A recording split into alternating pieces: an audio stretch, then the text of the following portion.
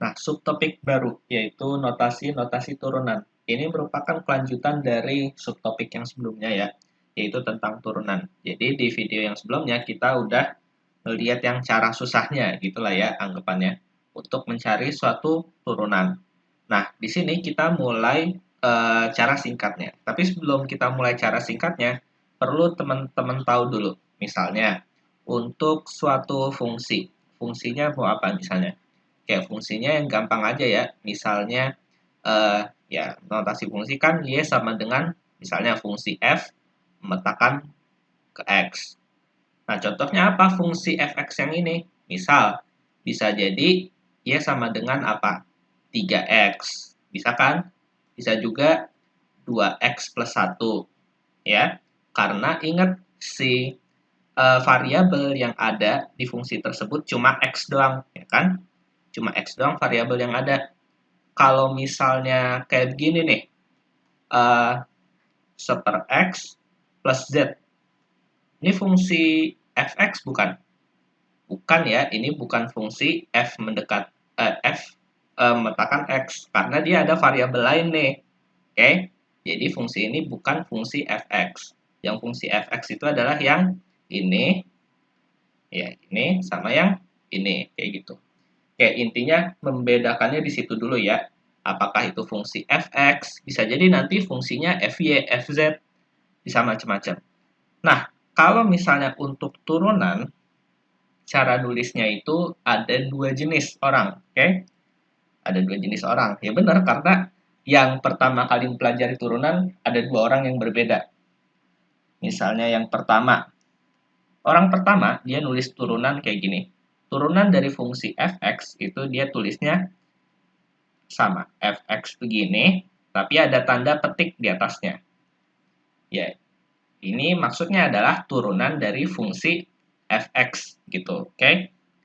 Ada juga yang menggunakan seperti ini. Dia menggunakan notasi D per D dari misalnya apa ya? Ya misalnya fx itu tadi. Fx. Nah, yang ini tulisnya D per dx. Kenapa? Ingat variabelnya tuh yang di sini sama di sini harus sama. Oke, syaratnya kalau kita bisa mencari turunan dari suatu fungsi seperti itu. Misal kita bisa kayak gini, D per dx dari 3x kuadrat. Bisa nih dihitung, bisa. Tapi kalau misalnya nulisnya malah D per dy terus 3x aja, bisa nggak? Nggak bisa, karena lihat hurufnya aja udah beda, ya kan? Diturunkan terhadap huruf siapa, variabel siapa, kayak gitu. Oke? Jadi kalau misalnya yang ini, kita masih bisa untuk menurunkannya. Oke, dari tipe yang kedua tadi, kadang orang bisa menulisnya jadi dy per dx. Loh kok bisa jadi dy per dx? Ya sebenarnya lihat aja di sini. Ini kan y, terus ini kan fx. Nah, dari awal kan kita udah bilang y sama dengan fx. Berarti fx-nya itu juga bisa diganti dengan y dong, ya kan? Nyambung nih, ya. Nyambung. Set. Sama yang ini nyambung. Oke? Nah, jadi kayak gitu. Bisa saling dipertukarkan ya. Jadi yang tipe kedua itu tadi, nggak usah bingung. Contohnya seperti itu. Cara penulisannya. Oke? Paham sampai sini? Nah, lanjut kita tentang cara menurunkan fungsinya yang gampang. Oke, pertama yang teman-teman harus tahu dulu adalah aturan pertama. Kalau misalnya dia itu misalnya D per D terus sama suatu variabel dxd, oke. Nah, dia ini mau mencari turunan dari fungsi misalnya yang fungsi isinya angka doang, nggak ada variabel 3, oke. Maka ini nanti hasilnya adalah angka yang ada di dalam tanda kurung ini juga. Berarti hasilnya berapa? 3 ya. Oke. Prinsip utama yang perlu teman-teman catat. Terus prinsip yang kedua adalah seperti ini. Kalau misalnya kita ditanya d per dx dari misalnya fungsi, ya kita fungsinya fungsi x ya kan? Karena ingat tadi ini sama ini angkanya harus sama ya.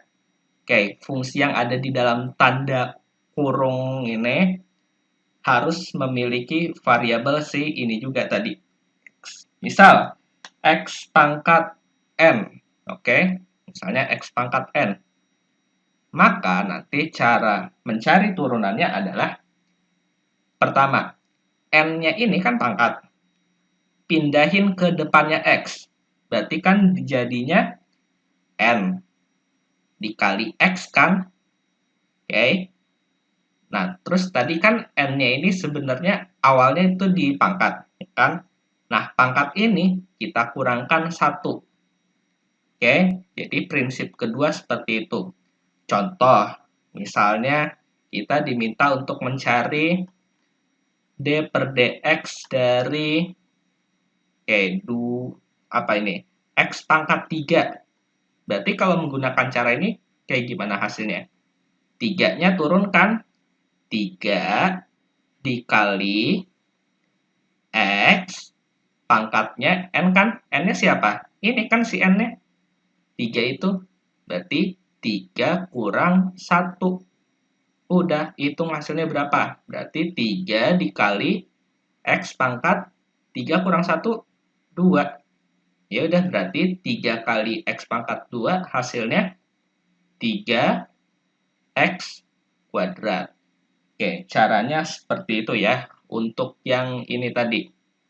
Untuk yang apa? Model turunan yang kedua. Jadi prinsipnya itu kita awal-awal nih belajarnya ada dua dulu. Yang satu adalah ini, yang kedua adalah yang ini. Nah, dari prinsip nomor 1 dan 2 itu tadi, bisa kita gabungkan. Oh, kita gabungkan. Caranya gimana? Ya, kita gabungin. Misalnya, kita diminta mencari turunan dari 5x kuadrat. Wah, yuk, gimana ini? Ya, nggak usah panik. Intinya menggunakan prinsip yang tadi aja.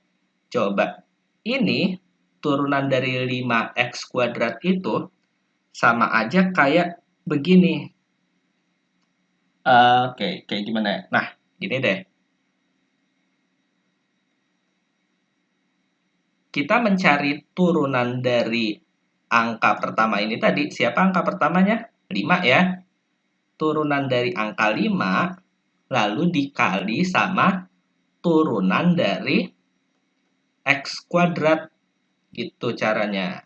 Dari sini bisa? Bisa dong. Coba kayak yang tadi.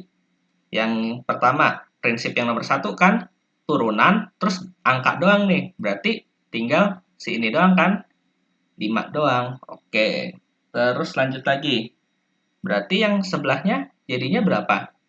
2 dikalikan dengan X dikalikan dengan 2 kurang 1.